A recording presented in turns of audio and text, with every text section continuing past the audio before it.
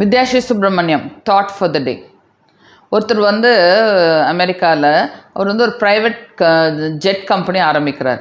So அவர் கம்பெனிலாம் ஆரம்பிக்கிறாரு. அந்த ப்ரைவேட் ஜெட்டை வந்து அவர் வந்து விற்கணும், ஒரு இண்டிவிஜுவலுக்கு விற்கணும். எப்படி விற்கிறது அப்படின்னு தெரியல. சரி, ஓகே, எப்படின்னு விற்கலான்னு பார்த்தா எங்கே பணக்காரர்களாக கூடுறாங்களோ அங்கே போய் விற்கலாம் அப்படின்னு சொல்லிட்டு இவர் வந்து அந்த பணக்காரர்களாக கூடுற இடத்துக்கு இவர் போகிறார். போனால் அங்கே வந்து இவரை உள்ளே விட மாட்டேங்கிறாங்க, அந்த இதிலே சேர்த்துக்கவே மாட்டேங்கிறாங்க. சரி, வேறு என்ன பண்ணலாம் அப்படின்னு பார்த்தா சில கான்ஃபரன்ஸ் நடக்கும், அங்கே வந்து டாப் பீப்புளாக வருவாங்க, அந்த கான்ஃபரன்ஸ்க்கு போகலாம் அப்படின்னு சொல்லிட்டு இவர் பிளான் பண்ணி கலிஃபோர்னியாவுக்கு போகிறார். அங்கே போனோடனே அங்கேயும் வந்து அவங்களுக்கு வந்து கான்ஃபரன்ஸ்க்கு இவருக்கு எலிஜிபிலிட்டியே இல்லைன்னு உள்ளே விட மாட்டேங்கிறாங்க. ஏன்னா உங்களுக்கு வந்து சில தகுதி இருந்தால் தான் அந்த கான்ஃபரன்ஸ்லாம் அட்டெண்டே பண்ண முடியும்.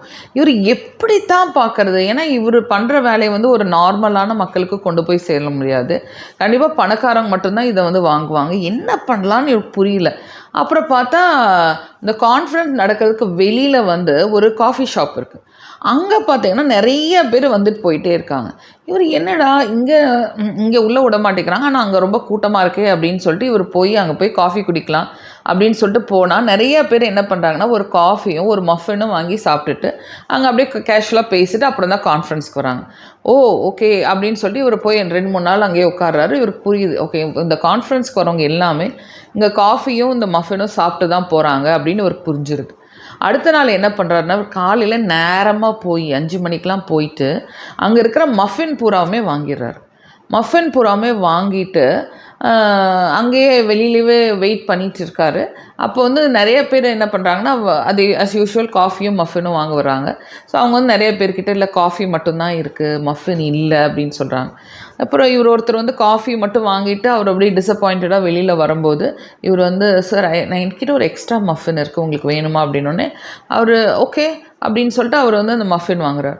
மஃபின் வாங்கும்போது இவங்க 2 பேர் பேச ஆரம்பிக்கிறாங்க. அவர் வந்து நீங்கள் என்ன பண்ணுறீங்க அப்படின்னோன்னா, அவர் வந்து நான் ஏதோ ஒரு பெரிய கம்பெனி, $multi-million கம்பெனி நான் வச்சுருக்கேன் அப்படின்னு சொல்கிறாரு. இவர் வந்து நீங்கள் என்ன பண்ணுறீங்க அப்படின்னு கேட்கும்போது, நான் வந்து ஒரு ப்ரைவேட் ஜெட் கம்பெனி வச்சுருக்கேன் அப்படின்னா அப்படி அந்த மாதிரி பேச ஆரம்பிக்கிறாங்க. பேச ஆரம்பிச்சோன்னே கொஞ்சம் நேரம் உட்காடுறீங்களா, 2 பேர் பேசலாமா அப்படின்னு சொல்லிட்டு அந்த $multi-million கம்பெனிக்காரர் கேட்குறாரு. ஓகே, ஷுவர், பேசலாமே அப்படின்னு சொல்லிட்டு அவங்க கொஞ்சம் நேரம் உட்காந்து இதை பற்றி பேசும்போது அவர் வந்து, அம்மா, நான் ஒரு ப்ரைவேட் ஜெட் கம்பெனி ஆரம்பிச்சிருக்கேன், நான் வந்து சேல் பண்ணுறதுக்கு தான் நானும் வந்திருக்கேன் கான்ஃபரன்ஸ்க்கு அப்படின்னோடனே அங்கே வந்து கான்ஃபரன்ஸ்க்கே போல் 2 பேரும் அங்கேயே உட்காந்து பேசி அவங்க வந்து டீலை முடிச்சு அவர் ஃபஸ்ட்டு சேலே நடந்துருது.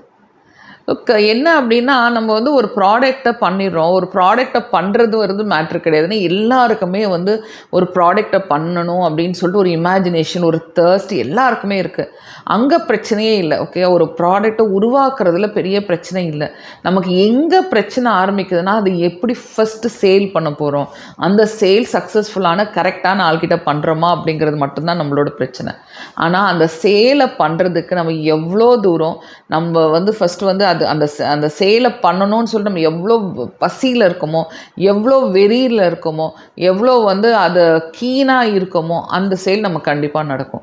ஸோ நீங்கள் வந்து புத்திசாலித்தனமாக ஒரு ப்ராடக்டை பண்ணுறதில்ல மட்டும் புத்திசாலித்தனம் இல்லை, அந்த ப்ராடக்டை கண்டிப்பாக அந்த பண்ணுற யாருக்கு தேவையோ அவங்ககிட்ட கொண்டு போய் சேர்த்துரும் பாருங்கள். அங்கே தான் உங்களோட ஃபஸ்ட்டு சக்ஸஸ் இருக்குது.